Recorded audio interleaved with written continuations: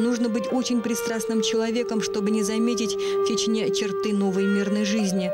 Но цена этого мира – страх. Люди, когда-то кричавшие о пережитой трагедии, вновь замолчали. Они все уже глубокие старики, и их свидетельства бесценны. Но они вновь молчат. Дальше нам уже некуда. Мы уже все увидали. Мы сегодня, на сегодняшний день не можем своего одного ребенка, мальчиков, на улицу выпускать. Даже мы вот вас боимся. Точно, правда сказать, мы вот вас боимся. Если возможность у нас была бы, средства, мы давно уехали бы в Казахстан. Обратно. Давно отсюда. Тут порядка не будет, я знаю.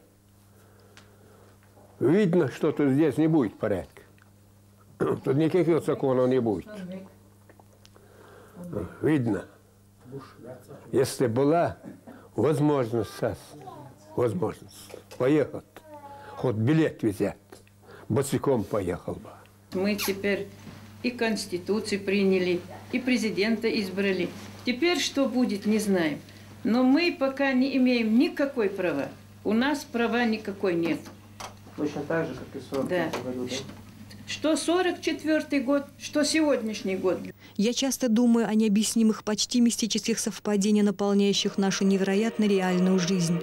Например, почему именно чеченцам выпало это все?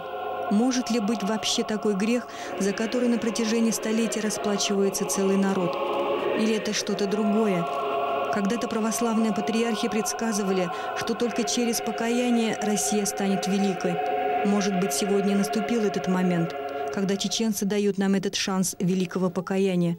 Может, пора заглянуть в собственные души и увидеть там Хайбах, Самашки, ГУЛАГ и все остальное, что невозможно больше прятать от самих себя.